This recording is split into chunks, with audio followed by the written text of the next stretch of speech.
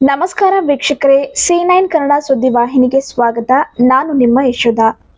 ಕಲಬುರಗಿ ಜಿಲ್ಲೆಯ ಚಿಂಚೋಳಿಯಲ್ಲಿ ಕಾಂಗ್ರೆಸ್ ಪಕ್ಷದ ಕೆಪಿಸಿಸಿಯ ರಾಜ್ಯ ಉಪಾಧ್ಯಕ್ಷರಾದ ಸುಭಾಷ್ ರಾಠೋಡ್ ಅವರು ಪತ್ರಿಕಾಗೋಷ್ಠಿ ಜರುಗಿಸಿ ಮಾತನಾಡಿ, ರಾಜ್ಯದಲ್ಲಿ ನರೇಂದ್ರ ಮೋದಿ ಅವರ ಗಾಳಿ ಮೇಲೆ ಲೋಕಸಭಾ ಚುನಾವಣೆ ಗೆದ್ದಿದ್ದಾರೆ ಎಂದು ಎಲ್ಲಾ ಸದಸ್ಯರು ಭರವಸೆ ಇಟ್ಟಿದ್ದರು. ಆದರೆ ಕಾಂಗ್ರೆಸ್ ಗ್ಯಾರಂಟಿಯಿಂದಾಗಿ ಕರ್ನಾಟಕ ರಾಜ್ಯದಲ್ಲಿ 20 ಲೋಕಸಭೆ ಸದಸ್ಯರು ಕಾಂಗ್ರೆಸ್ ಪಕ್ಷದಿಂದ ಈ ಬಾರಿಗೆ ಮತ್ತು ಬೀದರ್ ಲೋಕಸಭೆ ಅಭ್ಯರ್ಥಿಯಾದ ಸಾಗರ ಖಂಡ್ರೆ ಅವರು ಕಲಬುರಗಿ ಜಿಲ್ಲೆಯ ಚಿಂಚೋಳಿ ವಿಧಾನಸಭಾ ಕ್ಷೇತ್ರದಿಂದ 15,000ಕ್ಕಿಂತ ಹೆಚ್ಚು ಮತ ಲೀಡ್ ಕೊಡಲಿದೆ ಎಂದು ಹೇಳಿದರು.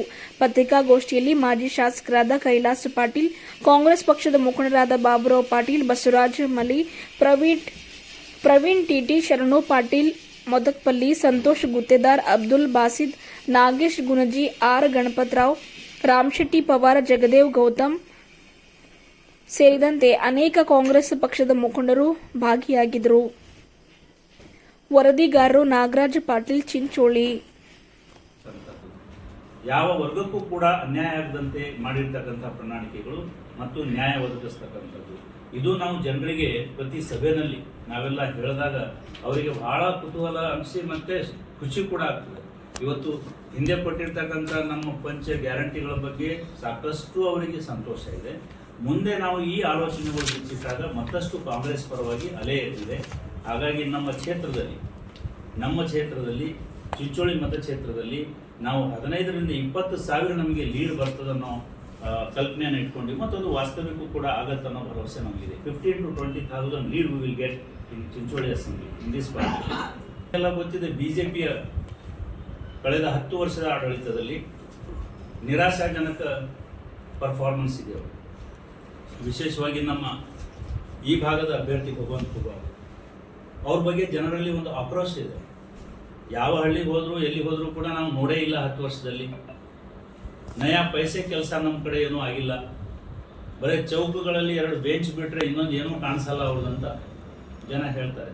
ಮತ್ತು ವಾಸ್ತವಿಕವಾಗಿ ತಾವು ಕೂಡ ಪತ್ರಕರ್ತ ಬಾಂಧವರು ತಾಲೂಕಾ ಹೆಡ್ ಕ್ವಾರ್ಟರಲ್ಲಿ ಅಟ್ಲೀಸ್ಟ್ ಚಿಂಚೋಳಿ ಮತ್ತು ಕಾಳಗಿ 2 ತಾಲೂಕಾ ಹೆಡ್ ಕ್ವಾರ್ಟರಲ್ಲಿ ಕಾಣಿಸ್ತಕ್ಕಂಥ ಒಂದು ಕೆಲಸ ಅವರಿಂದ ಆಗಿಲ್ಲ.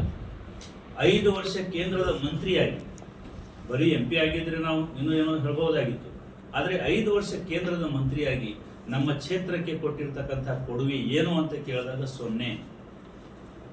ವೀರೇಂದ್ರ ಪಾಟೀಲ್ರಂಥ ಅದ್ಭುತ ರಾಜಕಾರಣಿಗಳನ್ನು ನೋಡಿರ್ತಕ್ಕಂಥವ್ರು ನಾವು, ದೇವೇಂದ್ರಪ್ಪ ಗಾಳಪ್ಪನಂಥ ರಾಜಕಾರಣಿಗಳನ್ನು ನೋಡಿರ್ತಕ್ಕಂಥವ್ರು ನಾವು. ಇಲ್ಲಿ ಪಾರ್ಲಿಮೆಂಟ್ ಮೆಂಬರ್ ಆಗಿ ನಮ್ಮ ವೀರೇಂದ್ರ ಪಾಟೀಲ್ರು ಕೂಡ ಒಂದು ಕಡೆಯಿಂದ ಹೋಗಿದ್ರು. ಇಲ್ಲಿಂದ ಧರ್ಮಸಿಂಗ್ ಅವರು ಪಾರ್ಲಿಮೆಂಟ್ ಮೆಂಬರ್ ಆಗಿ ಹೋಗಿದ್ರು. ಅವರ ಕಾರ್ಯವೈಖರಿ ಮತ್ತು ಅವರ ಸಾಧನೆ ನೋಡಿದಾಗ ಇವರ ಸಾಧನೆ 0 ಅಂತ ಅನಿಸುತ್ತೆ. ಜನರಲ್ಲಿ ಇವರ ವಿರುದ್ಧ ಆಕ್ರೋಶ ಇದೆ. ಆ ಒಂದು ಆಧಾರದ ಮೇಲೆ ಕೂಡ ನಾವು ಜನರಲ್ಲಿ ಹೆಚ್ಚು ಮೆಚ್ಚುಗೆ ತಗೊಳ್ತಾ ಇದ್ದೀವಿ ಮತ್ತು ನಮ್ಮ ಪಕ್ಷದ ಪರವಾಗಿ ಅವರ ಬೆಂಬಲ ಕೂಡ ಸಿಗ್ತಾ ಇದೆ. ಆಂಟಿ ಇನ್ಕಂಬನ್ಸಿ ಫ್ಯಾಕ್ಟರ್ ಕೂಡ ಇಲ್ಲಿದೆ. ಕಂದಕ ಹುಟ್ಟಿಸ್ತಕ್ಕಂಥ ನಡಾವಳಿಗಳು ಮತ್ತು ಅವರ ಹುಸಿ ಭರವಸೆಗಳು, 15 ಲಕ್ಷ ವರ್ಷಕ್ಕೆ ನಾವು ನಿಮಗೆ ನಿಮ್ಮ ಅಕೌಂಟ್ಗೆ ಹಾಕ್ತೀವಿ, ಬ್ಲ್ಯಾಕ್ ಮನಿ ತಂದು ಅಂತ ಹೇಳಿರ್ತಕ್ಕಂಥದ್ದು ಹುಸಿ ಭರವಸೆಯಾಗಿ ಬಿಟ್ಟಿದೆ. ಪ್ರತಿಯೊಬ್ಬ ಕೊನೆಯ ಹಂತದ ಮನುಷ್ಯ, ಸಮಾಜದ ಕಟ್ಟ ಕಡೆಯ ಮನುಷ್ಯ ಕೂಡ ಇವತ್ತು ಅದರ ಬಗ್ಗೆ ಏನಂತೀರಿ ಪ್ರತಿಕ್ರಿಯೆ ನೀಡ್ತಾ ಇದ್ದಾರೆ. ಇದು ಎಷ್ಟು ದೊಡ್ಡ ಸುಳ್ಳು ಅವ್ರು ಹೇಳಿದ್ವು ಅಂತ. ವರ್ಷಕ್ಕೆ 2 ಕೋಟಿ ನೌಕರಿ ಕೊಡ್ತೀನಿ ಅಂತ ನಮ್ಮ ಯುವಕರಿಗೆ ಹೇಳಿ ಭರವಸೆ ಕೊಟ್ಟಿದ್ರು. ಅದು ಕೂಡ ಹುಸಿ ಭರವಸೆಯಾಗಿ ಪರಿಣಮಿಸಿದೆ. ಇಂಥ ಅನೇಕ ಹುಸಿ ಭರವಸೆಗಳು ಅವ್ರದ್ದಿವೆ. ಅದರ ಜೊತೆಗೆ ಕೇವಲ ಭಾವನಾತ್ಮಕ ವಿಷಯಗಳ ತಗೊಂಡು ಚುನಾವಣೆ ಮಾಡಬೇಕು ಅನ್ನೋದು, ರಾಮ ಮಂದಿರದ ವಿಷಯ ಆಗಿರ್ಬೋದು, ಮುಸಲ್ಮಾನರ ವಿಷಯ ಆಗಿರ್ಬೋದು, ಪಾಕಿಸ್ತಾನದ ವಿಷಯ ಆಗಿರ್ಬೋದು, ಭಾವನಾತ್ಮಕ ವಿಷಯಗಳಿಗೆ ಜನರನ್ನು ಎಳೆದೊಯ್ದು ಚುನಾವಣೆ ಗೆಲ್ತಕ್ಕಂಥ ತಂತ್ರಗಾರಿಕೆ ಮಾಡ್ತಾ ಇದ್ದಾರೆ. ಮೊನ್ನೆ ಪ್ರಧಾನಮಂತ್ರಿಯವರು ತಮ್ಮ ಘನತೆ ಗೌರವದಿಂದ ಕೆಳಗಿಳಿದು ಹಿಂದೂ ಸಮುದಾಯದ ಅಂದರೆ ಬಹುಸಂಖ್ಯೆ ಸಮುದಾಯದ ಆಸ್ತಿ ತಗೊಂಡು ಕಾಂಗ್ರೆಸ್ನವರು ಯಾರು ಹೆಚ್ಚು ಮಕ್ಕಳು ಹೆರ್ತಾರೋ ಅವರಿಗೆ ಕೊಡ್ತಾರೆ ಅನ್ನೋ ನನಗನ್ನಿಸ unparliamentary words used by prime minister. ಅವರ ಘನತೆ ಗೌರವಕ್ಕೆ ತಕ್ಕದ್ದಲ್ಲ ಆ ಶಬ್ದಗಳು. ಕಾಂಗ್ರೆಸ್ನವರ ಅಧಿಕಾರ ಬಂದರೆ ನಿಮ್ಮ ಮನೆಯ ಹೆಣ್ಣು ಮಕ್ಕಳ ಕೊರಳಲ್ಲಿ ತಾಳಿ ಸಹ ಇರೋದಿಲ್ಲ ಅನ್ನೋ ಈ ಶಬ್ದಗಳು ನಾವು ಯಾವ ಪ್ರಧಾನಮಂತ್ರಿ ಬಾಯಿಂದನೂ ಇಂಥ ಶಬ್ದಗಳು ನಾವು ಈ ದೇಶದಲ್ಲಿ ಕೇಳಿಲ್ಲ. ಅಟಲ್ ಬಿಹಾರಿ ವಾಜಪೇಯಿನವರು ವಿರೋಧ ಪಕ್ಷದಲ್ಲಿದ್ದರೂ ಕೂಡ ಒಂದು ಘನತೆ ಗೌರವ ತೂಕದ ಮಾತಾಡ್ತಾ ಇದ್ರು. ಆದರೆ ಆ ಘನತೆ ಗೌರವ ತೂಕ ಪ್ರಧಾನಮಂತ್ರಿಯ ಎಲ್ಲ ಘನತೆ ಗೌರವ ಬಿಟ್ಟು ಅದಕ್ಕಿಂತ ಕೆಳಗಿಳಿದು ಪದ ಪ್ರಯೋಗ ಶಬ್ದ ಪ್ರಯೋಗ ನಡೀತಾ ಇದೆ. ಇದಕ್ಕೆ ನಾವೆಲ್ಲ ಖಂಡಿಸ್ತೀವಿ.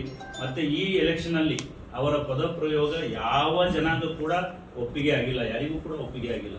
ಅದರ ಪ್ರತಿಕ್ರಿಯೆ ಏನು ಅಂತಂದ್ರೆ ಕೇಂದ್ರದಿಂದ ಬಿಜೆಪಿ ಸರ್ಕಾರ ಅಧಿಕಾರ ಕಳ್ಕೊಳ್ತದೆ ಅನ್ನೋ ವಿಶ್ವಾಸ ನಮಗಿದೆ. ಮೋದಿಯವರ ವರ್ಚಸ್ಸು ಮೊದಲಿನಾಗಿಲ್ಲ. ಇವತ್ತು ಮೋದಿಯವರ ಹೆಸರಲ್ಲಿ ಇವರು ಓಟ್ ಕೇಳ್ತಾ ಇದ್ದಾರೆ. ನನಗೆ ನೋಡಿ ಓಟ್ ಹಾಕಬೇಡ್ರಿ, ಮೋದಿಯವ್ರಿಗೆ ನೋಡಿ ಓಟ್ ಹಾಕ್ರಿ ಅಂತ ಭಗವಂತ ಖೂಬಾ ಅವರು ಹೇಳ್ತಾ ಇದ್ದಾರೆ. ಆದರೆ ಇವತ್ತು ಮೋದಿಯವರ ವರ್ಚಸ್ಸು ಉಳಿದಿಲ್ಲ, ನಿಮ್ಮ ವರ್ಚಸ್ಸು ಕೂಡ ಉಳಿದಿಲ್ಲ, ಖೂಬಾ ಅವ್ರದ್ದು ಕೂಡ.